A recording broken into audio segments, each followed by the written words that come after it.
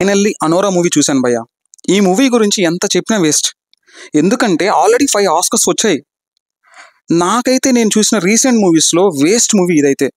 ఎలా బ్రో ఇన్ని అవార్డ్స్ వచ్చాయి? ఒక మూవీ గురించి బ్యాడ్గా చెప్పాలి అన్నా కూడా ఐ కాంట్ యాక్చువల్లీ. ఎందుకు అంటే వాళ్ళు పడే కష్టం మనం అట్లీస్ట్ ఇమాజిన్ కూడా చేయలేం. వాళ్ళు అంత కష్టపడతారు. ఆ మూవీ ఆ సీన్ ఎన్నో టేక్స్ తీసుకొని చాలా కష్టపడతారు. ఈ మూవీ కన్నా కష్టపడిన మూవీస్ చాలా ఉన్నాయి, బాగా తీసిన మూవీస్ చాలా ఉన్నాయి. ఆ మూవీస్కి ఎందుకు రాలేదు అనేది నా పాయింట్. ఎలా బ్రో ఇన్ని అవార్డ్స్ వచ్చాయి ఈ మూవీకి? నాకు ఫస్ట్ నుండి డౌట్ భయ్యా.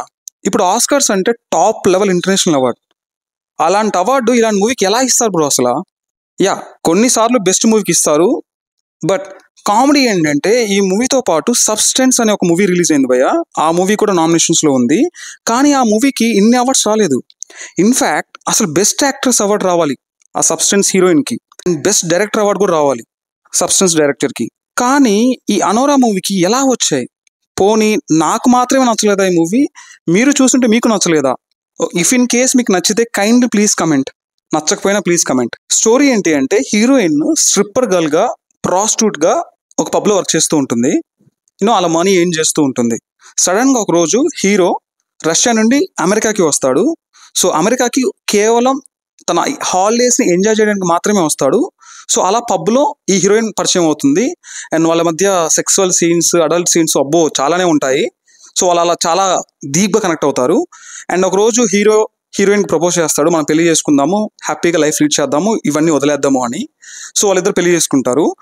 పెళ్లి చేసుకున్న తర్వాత ఈ విషయం హీరో వాళ్ళ పేరెంట్స్కి ఫోన్ చేసి నేను ఇలా పెళ్లి చేసుకున్నాను, మాకు ఇలా పెళ్ళి అయిపోయిందని చెప్తాడు.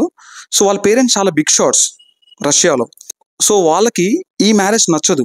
ఎందుకు నచ్చదు అంటే వాళ్ళకి తెలుసు షీఈస్ ఎ ప్రాస్టిట్యూట్ అని. హీరోయిన్ కలిసి ఉంటారా, డైవోర్స్ తీసుకుంటారా, లాస్ట్ హీరోయిన్ ఒంటరి అవుతుందా, ఒంటరి మళ్ళీ తన ప్రీవియస్ పాస్ట్ వర్క్లోకి వెళ్ళిపోతుందా అనేది స్టోరీ. ఇంకో కామెడీ ఏంటి అంటే ఈ మూవీకి romance and comedy love story అని చెప్పారు ఈ మూవీని. నాకైతే రొమాన్స్ తప్ప కామెడీ ఎక్కడ కనిపించలేదు, లవ్ స్టోరీ అయితే అంతకుమించి ఎక్కడ కనిపించలేదు.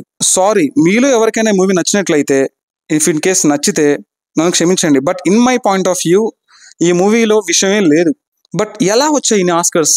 ఎలా? హౌ? మీరు ఇఫ్ ఇన్ కేస్ ఈ మూవీ చూడాలనుకుంటే జియో హాట్స్టార్లో అవైలబుల్లో ఉంది. జస్ట్ ట్రై చేయండి. అసలు ఎందుకు ఈ మూవీకి ఆస్కార్స్ వచ్చాయి అని ఒకసారి చూడండి, మీకే అర్థమవుతుంది నేను చెప్పింది రైటా రాంగా అనేది. స్ట్రిక్ట్లీ ఈ మూవీని మీ ఫ్యామిలీతో చూడలేరు, ఒక 2 minutes కూడా వాచ్ చేయలేరు ఫ్యామిలీతో. సో ఇఫ్ ఇన్ కేస్ చూడాలనుకుంటే వాచ్ అలోన్. ఫ్రెండ్స్, మీరు వీడియోస్ చూస్తున్నారు కానీ సబ్స్క్రైబ్ చేసుకోవడం లేదు.